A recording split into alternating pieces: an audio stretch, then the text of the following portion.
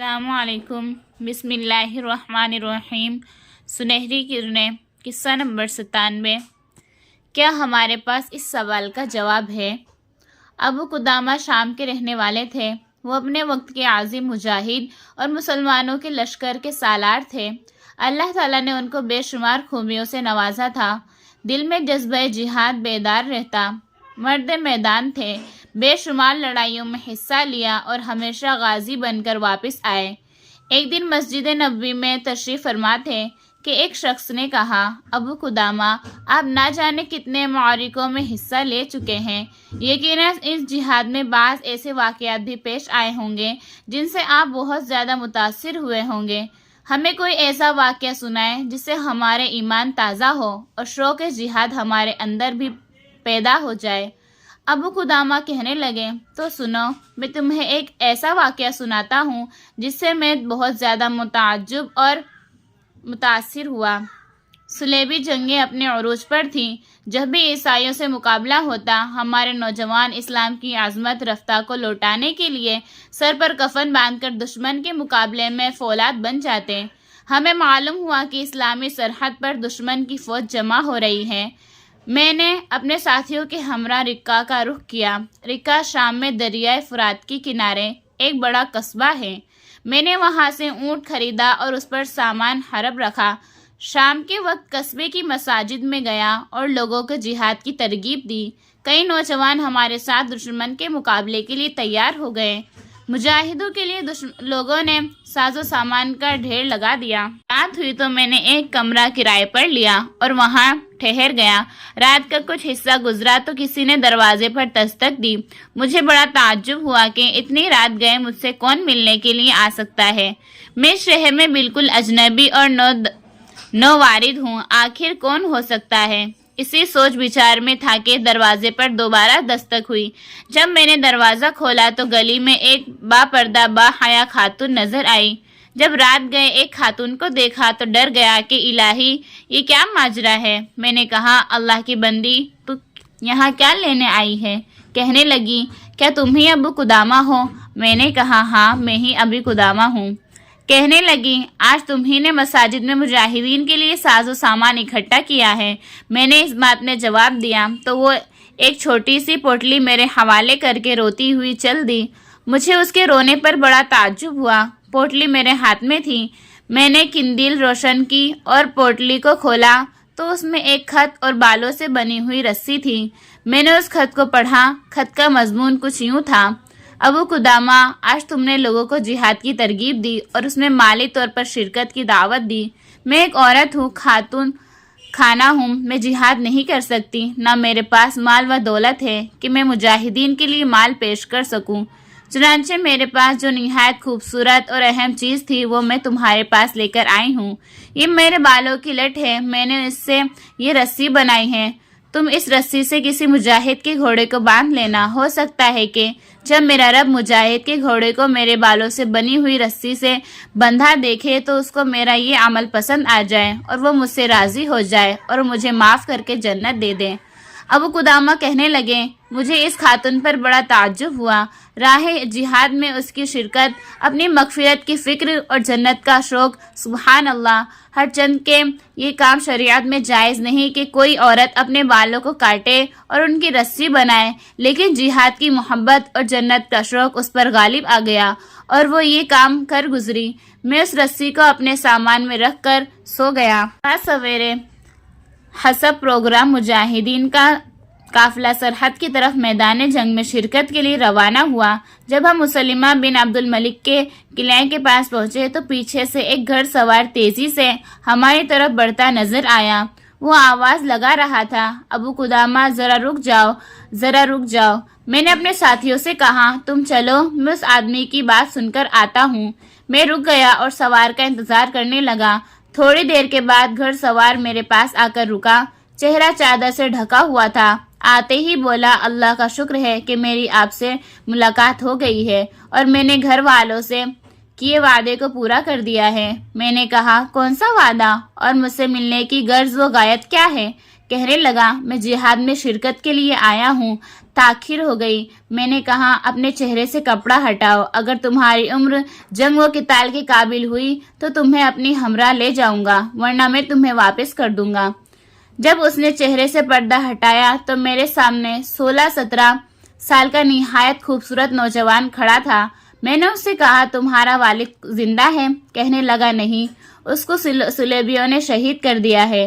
میں اللہ کے ان دشمنوں سے جہاد کرنے کے لیے آیا ہوں۔ میں نے کہا تمہاری والدہ زندہ ہے؟ کہنے لگا ہاں وہ زندہ ہے۔ میں نے کہا پھر اس کی خدمت کرو اور اس کے پاس واپس چلے جاؤ، اس کے قدموں میں جنت ہے۔ اس نے میری اس بات پر بڑا تعجب کیا اور کہنے لگا آپ میری والدہ کو نہیں جانتے؟ میں نے کہا نہیں۔ کہنے لگا اتنی جلدی بھول گئے؟ میری والدہ وہی پوٹلی والی خاتون ہے جو رات کو آپ کی خدمت میں آئی تھی۔ مجھے رات کا واقعہ یاد آ گیا۔ میں نے کہا اچھا تو وہ تمہاری والدہ تھی؟ کہنے لگا ہاں وہ میری والدہ تھی، اور اسی نے مجھے کافروں سے جہاد کے لیے روانہ کیا ہے اور مجھے قسم دی ہے کہ میں جہاد میں شرکت کیے بغیر گھر واپس نہ آؤں۔ ابو قدامہ جب میں یہاں آ رہا تھا تو میری والدہ نے کچھ نصیحتیں کی۔ کہنے لگی میرے بیٹے میری بات غور سے سنو، جب تمہارا کافروں سے مقابلہ ہو تو دیکھنا کہیں تمہارے قدم پھسل نہ جائے، تمہارے قدموں میں لغزش نہ آئے پائے۔ دیکھنا جم کر اور ڈٹ کر مقابلہ کرنا، دشمن کے مقابلے میں بھاگ نہ جانا، اور ہاں جنگ کے وقت رب کی رحمتوں کا نزول ہوتا ہے، اپنے رب سے اس کے جوار رحمت میں جگہ اور مقام طلب کرنا، جنت میں اپنے والد اور اپنے ماموں کی ہمسائیگی مانگنا، اور پھر میرے پیارے بیٹے اگر تم کو شہادت مل جائے تو رب سے میری مغفرت کی شفاعت کرنا۔ پھر میری والدہ نے مجھے اپنے سینے سے لگا لیا اور آسمان کی طرف منہ کر کے کہنے لگی اے اللہ یہ میرا بیٹا ہے، میرا لگتے جگر ہے، میرے جگر کا ٹکڑا ہے، میں اسے تیرے سپرد کرتی ہوں، اللہ اسے اپنے والد اور ماموں کے پاس جگہ دینا۔ ابو قدامہ نے بتایا مجھے اس نوجوان کی گفتگو سن کر بڑا تعجب ہوا۔ اس نوجوان نے جلدی سے کہا ابو قدامہ آپ کو اللہ کی قسم مجھے جہاد میں شرکت سے محروم نہ کریں، میں رب کی راہ میں شہادت حاصل کرنا چاہتا ہوں، انشاءاللہ میں شہید ہوں گا، ایک شہید کا بیٹا ایک شہید کا بھانجا، میری چھوٹی عمر پر نہ جائیں، میں حافظ قرآن ہوں، تیر اندازی اور شمشیر زنی کا ماہر ہوں، گھڑ سوار میرے لیے کھیل اور تماشا ہے، مجھے اپنے ساتھ لے چلیں۔ چنانچہ میرے پاس سوائے اس نوجوان کو ہمراہ لے جانے کی کوئی چارہ کار نہ تھا۔ ابو قدامہ نے اپنی بات کو آگے بڑھاتے ہوئے کہا دوران سفر واقعی اس نوجوان نے جیسا کہا تھا میں نے ویسا ہی اس کو پایا، وہ ہم سب سے آگے آگے اور مجاہدین کی خدمت میں پیش پیش رہتا۔ شام ہونے کو تھی، ہم سارے دن کے سفر سے خاصے تھکے ہوئے تھے، ہم نے ایک جگہ پڑاؤ ڈالا اور کھانا پکانے کا سامان کرنے لگے۔ اسی دوران میں وہ لڑکا میرے پاس آیا اور مجھے قسم دے کر کہنے لگا چچا جان آپ کو اللہ کی قسم مجھے مجاہدین کا کھانا تیار کرنے کی سعادت حاصل کرنے دیں، میں ان کا نوکر اور خادم ہوں، میں ان کا کھانا پکاؤں گا۔ میں نے ہر چند انکار کیا مگر اس کا اصرار غالب آ گیا۔ میں نے اس سے کہا اچھا پڑاؤ سے ذرا دور جا کر آگ جلاؤ تاکہ اس کے دھوئیں سے ساتھی پریشان نہ ہو۔ چنانچہ وہ ہم سے ذرا دور آگ جلا کر کھانا پکانے لگ گیا۔ خاصی دیر گزر گئی تو میرے ساتھیوں نے کہا اے ابو قدامہ اپنے ساتھی کی خبر لو، وقت خاصا گزر چکا ہے اور وہ کھانا لے کر نہیں آیا۔ میں نے کہا میں ابھی اس کے پاس جاتا ہوں اور دیکھتا ہوں کہ کھانا کس مرحلے میں ہے۔ جب اس کے پاس گیا تو دیکھا کہ چولہے پر برتن رکھا ہے، آگ جل رہی ہے اور ذرا دور وہ نوجوان ایک پتھر پر سر رکھ کر سو رہا ہے۔ مجھے اس پر بڑا ترس آیا اور ہمدردی کے جذبات امڑ آئے۔ میں نے اس کو گہری نیند سے اٹھانا مناسب نہ جانا اور خود کو کھانا پکانے لگ گیا۔ اس دوران اس نے کبھی کبھار اس کے پرسکون چہرے کو دیکھتا رہتا۔ سارے دن کے سفر کی تھکاوٹ سے وہ دنیا جہان سے بے پرواہ ہو کر سو رہا تھا۔ اچانک اس کے چہرے پر مسکراہٹ طاری ہو گئی۔ میں نے غور سے اس کو دیکھنا شروع کر دیا۔ اس کی مسکراہٹ گہری ہوتی گئی، پھر اس نے اچانک ہنسنا شروع کر دیا اور پھر زوردار ہنسی کے دوران میں اس کی آنکھ کھل گئی۔ جیسے ہی اس کی نظر مجھ پر پڑی وہ بڑا شرمندہ اور کھسیانہ سا ہو کر میری طرف دیکھنے لگا۔ اس نے کہا مجھے معاف کر دیں، میں نے آپ کے کھانے میں تاخیر کر دی۔ دراصل تھکاوٹ کی وجہ سے نیند کا غلبہ ہو گیا اور میں غالباً گہری نیند میں سو گیا تھا۔ میں خواب دیکھ رہا تھا۔ میں نے محبت سے اس کو دیکھا اور کہا کوئی بات نہیں، تم میرے بیٹے ہو، آؤ مل کر کھانا پکاتے ہیں۔ اس نے کہا نہیں، میں آپ کا خادم ہوں، کھانا میں تیار کرتا ہوں۔ آپ کی بار میں نے اس کو قسم دی کہ جب تک تم اپنا خواب اور خواب میں مسکرانے اور پھر ہنسنے کا قصہ نہیں سنا لیتے، میں تمہیں کھانے کو ہاتھ نہیں لگانے دوں گا۔ کہنے لگا چچا جان، اس خواب کو میرے اور میرے رب کے درمیان ہی رہنے دیں۔ میں نے پھر اس کو قسم دی کہ سناؤ تم نے خواب میں کیا دیکھا ہے؟ کہنے لگا چچا جان، میں نے خواب میں دیکھا کہ میں جنت میں ہوں۔ اس کی خوبصورتی اور حسن کے کیا کہنے، میں اس کی خوبصورتی اور حسن میں محو آگے بڑھتا گیا۔ راستے میں مجھے نہایت خوبصورت محل نظر آیا۔ سونے اور چاندی کا بنا ہوا یہ محل اپنی نظیر آب تھا۔ اس کے دروازے سونے کے تھے، ان پر موتی جواہرات لگے ہوئے تھے۔ اس میں نہایت خوبصورت لڑکیاں بیٹھی ہوئی تھیں۔ ان میں سے ایک نے اپنے ساتھ بیٹھی لڑکی کو مخاطب کیا اور میری طرف اشارہ کر کے کہنے لگی یہ مرضیہ کا خاوند ہے، یہ مرضیہ کا خاوند ہے۔ میں نہیں جانتا تھا کہ مرضیہ کون ہے، چنانچہ میں نے اس سے پوچھا کیا تم مرضیہ ہو؟ کہنے لگی نہیں، میں تو اس کی نوکرانیوں میں سے ایک ہوں۔ تم اگر مرضیہ کو دیکھنا اور ملنا چاہتے ہو تو اس محل میں داخل ہو جاؤ، تمہیں وہ مل جائے گی۔ میں اس محل میں داخل ہوا۔ اس کے کمرے ایک سے بڑھ کر ایک خوبصورت تھے۔ اوپر والی منزل میں ایک نہایت خوبصورت کمرہ جس میں مسہری سجی ہوئی اور اس پر نہایت خوبصورت روشن چہرے والی خوبرو لڑکی بیٹھی ہوئی تھی۔ میں اس کے قریب ہوا تو کہنے لگی اے اللہ کے ولی، اس سے محبت کرنے والے، مجھے اللہ نے تمہارے لیے اور تمہیں میرے لیے پیدا کیا ہے۔ میری اور تمہاری ملاقات ضرور ہوگی، مگر اس ملاقات میں ابھی تھوڑا سا وقت باقی ہے۔ میری تمہاری ساتھ ملاقات کل ظہر کے بعد ہوگی۔ میں نے اس کی گفتگو سنی تو چہرے پر مسکراہٹ طاری ہو گئی۔ پھر میں شوق ملاقات میں ہنسنے لگا۔ ابو قدامہ کہتے ہیں کہ میں نے اس سے کہا تم نے نہایت اچھا خواب دیکھا ہے۔ قدامہ نے آگے بیان کیا ہم نے رات کا کھانا کھایا اور اگلے دن کی سفر کی تیاری کر کے آرام کرنے کے لیے اپنے پڑاؤ میں چلے گئے۔ فجر کی نماز کے بعد ہم نے چھاؤنی کی طرف کوچ کیا اور وہاں باقی اسلامی فوج کے ساتھ شامل ہو گئے۔ دن ذرا روشن ہوا تو ہم دشمن کے ساتھ مقابلے کے لیے کمر بستہ ہو گئے۔ صفوں کو سیدھا کیا گیا اور کمانڈر نے میمونہ اور میسرہ پر نگران مقرر کیے۔ سورۃ الانفال کی آیت تلاوت کی گئی اور جہاد کے اجر و ثواب کو بیان کیا گیا۔ مجاہدین میں جوش و خروش پیدا ہو گیا اور وہ شہادت کے رتبے کو حاصل کرنے کے لیے بے چین ہو گئے۔ ساتھیوں نے اپنے دائیں بائیں اپنے رشتہ داروں، عزیزوں اور بہادروں کو جمع کیا کہ وقت آنے پر ایک دوسرے کی مدد کر سکے، مگر اس نوجوان کا یہاں کوئی واقف کار تھا، نہ باپ نہ رشتہ دار جو اس کے بارے میں سوچتا، اس کو اپنے قریب بلاتا۔ میں اسی سوچ اور فکر میں تھا کہ اس کو اپنے ساتھ رکھوں۔ اچانک میری نظر اس پر پڑی، وہ بالکل اگلی صف میں نظر آ رہا تھا۔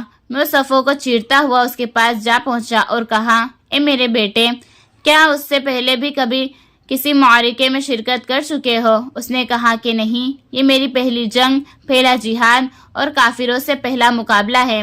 میں پہلی مرتبہ میدان جنگ کو دیکھ رہا ہوں۔ میں نے کہا بیٹے، جنگ کوئی کھیل نہیں، بڑے بڑے بہادروں کے پتے پانی ہو جاتے ہیں۔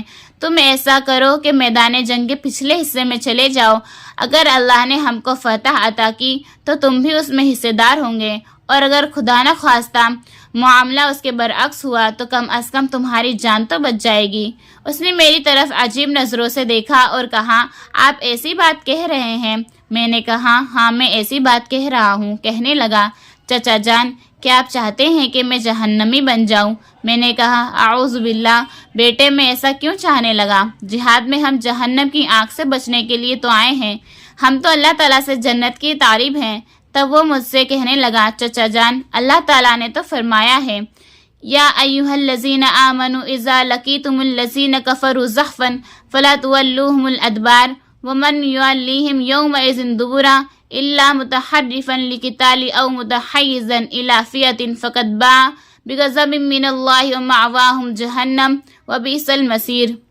اے ایمان والو، جب تم کافروں سے دو بدو مقابل ہو جاؤ تو ان کے سامنے پیٹھ مت پھیرنا، اور جو شخص ان کے سامنے اس موقع پر پیٹھ پھیرے گا، مگر ہاں جو لڑائی کے لیے پیترا بدلتا ہو یا جو اپنی جماعت کی طرف پناہ لینے آتا ہو، وہ مستثنا ہے، باقی اور جو ایسا کرے گا وہ اللہ کی غضب میں آ جائے گا اور اس کا ٹھکانہ دوزخ ہوگا اور وہ بہت بری جگہ ہے۔ کیا آپ چاہتے ہیں کہ میں میدان جنگ میں سے بھاگنے والوں میں سے بن جاؤں اور پھر جہنم میرا ٹھکانہ ہو؟ ابو قدامہ کہنے لگے، میں اس کی سوچ اور فکر پر بڑا حیران ہوا۔ اس آیت کا مفہوم اور جہاد سے اس کی اس درجہ محبت، میری آنکھوں میں آنسو آ گئے۔ اسی دوران میں لڑائی شروع ہو گئی۔ گھمسان کا رن بڑا، تلواریں چلنے لگی، ہمارے درمیان گھوڑے حائل ہو گئے۔ دونوں طرف سے بہادروں نے اپنی بہادری کے جوہر دکھائے۔ ہر ایک کو اپنی اپنی فکر زر ہے، اور جو خود کٹ کر گر رہے تھے، لوگ زخمی ہو کر نیچے گر رہے تھے۔ پھر میدان میں گرد و غبار چھا گیا، کسی کو کسی کا ہوش نہ رہا تھا، حتیٰ کہ دوپہر کا وقت ہو گیا۔ مومنین کی اللہ تعالیٰ نے اپنی خاص رحمت سے مدد فرمائی اور انہیں غلبہ عطا ہوا۔ دشمن بھاگنے پر مجبور ہو گیا۔ اللہ تعالیٰ نے صلیبیوں کو شکست دی۔ جب میدان خالی ہوا تو ہم نے ظہر کی نماز ادا کی اور پھر ہر کوئی اپنے عزیز و اقارب کو تلاش کرنے اور اس کا حال دیکھنے اور پوچھنے کے لیے نکل کھڑا ہوا، مگر وہ نوجوان جس کا نہ کوئی قریبی رشتہ دار تھا اور نہ کوئی اس کو پوچھنے والا تھا، میرے دل میں اسی کا خیال تھا کہ وہ کہاں ہے، کہیں زخمی تو نہیں، کہیں شہید تو نہیں ہو گیا، کہیں دشمن بھاگتے ہوئے اسے قیدی بنا کر نہ لے گیا ہو۔ دل میں طرح طرح کے خیالات اور وسوسے آتے رہے اور اس میں اس کو تلاش کرنے کے لیے چل پڑا۔ مقتولین اور زخمیوں میں اسے تلاش کرتے کرتے آگے بڑھ گیا کہ دفعتاً ایک طرف سے آواز سنائی دی، لوگوں، میرے چچا ابو قدامہ کو تلاش کرو۔ میں نے آواز کی جانب کان لگائے اور اس طرف چل دیا۔ سامنے اس نوجوان کو شدید زخمی حالت میں دیکھا۔ اس کا جسم زخموں سے چور تھا، سینے کی ہڈیاں ٹوٹ چکی تھی۔ وہ یتیم صحرا میں جان کئی کے عالم میں تھا۔ میں تیزی سے اس کی طرف بڑھا۔ میرے بیٹے، میری طرف دیکھو، میں ہوں تمہارا چچا ابو قدامہ، یہ میں ہوں ابو قدامہ۔ اس نے آنکھیں کھولی اور گویا ہوا، اللہ تیرا شکر ہے، ابو قدامہ میرے پاس آ گئے ہیں۔ چچا، میری وصیت کو پلے باندھ لیں، اسے غور سے سنیں۔ میں نے اس کو اپنی گود میں لٹایا، اس کی خوبصورت چہرے کو دیکھا تو میری آنکھوں سے آنسو رواں ہو گئے۔ اتنا خوبصورت چہرہ! میں نے اپنی عبا سے اس کے چہرے کو صاف کیا۔ دل میں اس کی ماں کا تصور آیا، جب اس کو بیٹے کی اطلاع ملے گی تو اس کا کیا حال ہوگا۔ گزشتہ برس اس کا خاوند شہید ہوا، پھر اس کا بھائی اور اب بیٹا۔ اللہ اکبر! اس کے دل پر کیا گزرے گی؟ نوجوان نے اپنی آنکھیں کھولیں اور کہنے لگا، چچا، اپنی چادر سے میرے جسم کو صاف نہ کریں، بلکہ میری چادر سے اس لہو کو صاف کریں۔ چچا جان، میں آپ کو اللہ کا واسطہ دے کر کہتا ہوں کہ جب میں وفات پا جاؤں تو مجھے اسی میدان میں دفن کر دیں اور رکا میں میری والدہ کے پاس ضرور جائیں، اس کو خوشخبری سنائیں کہ اس کے رب نے اس کے تحفے کو قبول کر لیا ہے، اس کا بیٹا رب کی بارگاہ میں شہید ہو کر پہنچا ہے، اس نے زخم اپنے سینے پر کھائے ہیں، دشمن کے مقابلے میں پیٹھ نہیں پھیری۔ میری والدہ سے کہیں کہ کل انشاءاللہ میں جنت میں اپنے والد اور ماموں سے ملاقات کروں گا تو ان کو تمہارا سلام پیش کروں گا۔ چچا جان، میری والدہ میری موت پر یقین نہیں کریں گی، ایسا کریں کہ میرے خون آلود کپڑے اپنے ہمراہ لے جائیں، اس کو دکھائیں اور اس سے کہیں کہ اب تمہاری اپنی بیٹے سے ملاقات انشاءاللہ جنت میں ہوگی۔ چچا جان، میرے گھر میں میری 9 سالہ چھوٹی بہن ہے جو مجھ سے نہایت محبت اور پیار کرتی تھی۔ جب بھی گھر جاتا خوشی سے چہک اٹھتی، جب گھر سے روانہ ہوتا تو غمگین ہو جاتی۔ گزشتہ برس والد صاحب کی شہادت سے بڑی غمگین اور پریشان رہی۔ جب میں جہاد کے لیے آ رہا تھا اور اس کو میری روانگی کا پتہ چلا تو میرا راستہ روک کر کھڑی ہو گئی اور کہنے لگی، بھیا، ہمیں چھوڑ کر کہاں جا رہے ہو؟ رک جاؤ بھیا، جلدی واپس آنا اور زیادہ دیر نہ کرنا، میں اداس ہو جاؤں گی۔ چچا جان، میری بہن کو دلاسا دینا، اس کے سر پر ہاتھ رکھنا اور اس کو حوصلہ دینا۔ اس کی آواز بتدریج آہستہ ہوتی گئی۔ وہ مجھ سے گھر کی، اپنے والدین کی اور جہاد کی باتیں کرتا رہا۔ پھر اس کے ہونٹ آہستہ آہستہ ہلنے لگے۔ اس کی باتیں اچھی طرح سمجھ میں نہیں آ رہی تھی۔ دراصل اس کا آخری وقت آ چکا تھا۔ اچانک اس نے زور سے کہا، چچا جان، اللہ کی قسم، میرے رب نے اس خواب کو سچ کر دکھایا ہے۔ رب کعبہ کی قسم، جو خواب میں نے دیکھا تھا وہ سچ تھا۔ اللہ کی قسم، اب میں مرضیہ کو دیکھ رہا ہوں، اسی خوشبو آ رہی ہے۔ اور پھر دیکھتے ہی دیکھتے اس نے میرے ہاتھوں میں جان دے دی۔ ابو قدامہ کہہ رہے تھے، میں نے اس کے خون آلود کپڑوں کی گٹھری باندھی، شہداء کو دفن کیا اور ان کا پیغام ان کی والدہ کو پہنچانے کے لیے رکا آ گیا۔ رکا میں نہ تو اس کی والدہ کے نام کا پتہ تھا، نہ اس نوجوان کا نام پوچھ سکا۔ میں اسی سوچ بچار میں تھا کہ اس کے گھر کے بارے میں کہاں سے پتہ پاؤں۔ گلیوں میں چلتے چلتے ایک مکان کے باہر میں نے ایک پریشان صورت بچی کو دیکھا جو مختلف راہ گیروں سے پوچھ رہی تھی کہ تم کہاں سے آئے ہو۔ اگر کوئی کہتا کہ میدان جہاد سے آیا ہوں تو اپنے بھائی کے بارے میں سوال کرتی کہ میرا بھائی کہاں ہے، تم نے اس کو نہیں دیکھا؟ سارے لوگ آ رہے ہیں، وہ کیوں نہیں آ رہا ہے؟ کہاں چلا گیا؟ لوگ ہمیں معلوم نہیں کہہ کر آگے بڑھ جاتے۔ پھر اس کی نظر مجھ پر پڑی تو پوچھنے لگی، چچا آپ کہاں سے آ رہے ہیں؟ میں نے کہا جہاد سے۔ وہ بولی، پھر تو آپ کو میرے بھیا کے بارے میں ضرور معلوم ہوگا۔ میں نے اس سے پوچھا، تمہاری والدہ کہاں ہے؟ کہنے لگی کہ گھر میں ہے۔ میں نے کہا کہ اس کو باہر بلاؤ۔ تھوڑی دیر میں اس کی والدہ چادر میں لپٹی ہوئی باہر نکلی۔ جب اس نے میری آواز سنی تو اس نے پوچھا، تم ابو قدامہ ہو؟ میں نے کہا ہاں میں ابو قدامہ ہوں۔ کہنے لگی تو پھر بتاؤ کہ تم میرے لیے خوشخبری لے کر آئے ہو یا کوئی بری خبر؟ میں نے کہا اماں جان تمہارے نزدیک خوشخبری کے معنی کیا ہے؟ کہنے لگی اگر تم مجھے یہ خبر دو گے کہ میرا بیٹا اسلام کے دشمنوں سے صلیبیوں سے لڑتا ہوا شہید ہو گیا ہے تو یہ میرے لیے خوشخبری ہے کہ میں شہید کی ماں بن گئی ہوں، اور اگر مجھے بتاؤ گے کہ میرا بیٹا بچ کر غازی بن کر مال غنیمت لے کر لوٹا ہے تو یہ میرے لیے اچھی خبر نہیں کہ میرے رب نے میرے تحفے کو قبول نہیں کیا۔ دل پر قابو رکھ کر، اماں جان میں تمہارے پاس شہادت کی بشارت لے کر آیا ہوں۔ تمہارا بیٹا رب کی راہ میں شہید ہو گیا ہے۔ اس نے زخم سینے پر کھائے ہیں۔ دشمن کے مقابلے میں اس نے نہ تو منہ پھیرا ہے نہ ہی بھاگا ہے۔ ماں کہنے لگی ابو قدامہ مجھے تمہاری بات پر پورا یقین نہیں آ رہا ہے، تمہارے پاس اس کا ثبوت کیا ہے؟ میں نے وہ خون آلود کپڑوں کی گٹھری کھولی اور اس میں سے اس نوجوان کے کپڑے نکالے۔ یہ دیکھو اماں اس کا پھٹا ہوا کرتا، کیا وہ یہی پہن کر گھر سے نہیں نکلا تھا؟ یہ دیکھو اس کی چادر، اسی سے تم نے اپنے ہاتھوں اس کے سر پر عمامہ باندھا تھا۔ میں اس کو روتے ہوئے کپڑے دکھاتا گیا۔ اس کی بہن خاموشی سے اس منظر کو دیکھ رہی تھی۔ اس کی والدہ نے اللہ اکبر کہا اور اس کی آنکھوں سے آنسو بہہ نکلے۔ اس کی بہن کو جب اپنے بھائی کی شہادت کا پتہ چل گیا، یقین ہو گیا تو اس نے چیخ ماری اور بے ہوش ہو کر زمین پر گر پڑی۔ اس کی ماں دوڑتی ہوئی اندر گئی اور پانی کا پیالہ لے کر آئی۔ میں بچی کے منہ پر پانی کے چھینٹے مارنے لگا اور اس کو ہوش میں لانے کی ترکیب کرنے لگا۔ اس کی ماں نے بچی کو اپنے ہاتھوں سے اٹھایا اور گھر میں چلی گئی۔ اس نے دروازے کو بند کر لیا۔ میں دروازے سے منہ لگائے کھڑا اس کی آہوازاری سن رہا تھا۔ وہ کہہ رہی تھی، اے میرے رب، اے میرے مالک، اے میرے خالق، میں نے اپنا خاوند، اپنا بھیا، اپنا لاڈلا بیٹا تیرے سپرد کر دیا۔ وہ تیری راہ میں شہید ہو گئے۔ اے اللہ تو اپنے فضل و کرم سے مجھ سے راضی ہو جا اور مجھے بھی ان کے ساتھ جنتیوں میں شامل کر دے۔ ابو قدامہ کہنے لگے، میں نے متعدد بار اس کا دروازہ کھٹکھٹایا کہ شاید وہ دروازہ کھول دے تو اس کی مالی طور پر مدد کروں یا اس کے بارے میں لوگوں کو مطلع کروں، مگر نہ اس نے دروازہ کھولا اور نہ اس کی آواز سنائی دی۔ اللہ کی قسم میں نے اس سے زیادہ اسلام سے، جہاد سے اور اپنے رب سے محبت کرنے والی کوئی خاتون نہیں دیکھی۔ قارئین کرام، یہ ایک خاتون تھی جس نے اپنی ہر پیاری چیز اللہ کی راہ میں قربان کر دی۔ ہم اس سلسلے میں اپنی ذمہ داریاں اور اپنے فرائض کہاں تک پورے کر رہے ہیں؟ کیا ہمارے پاس اس سوال کا جواب ہے؟ السلام علیکم۔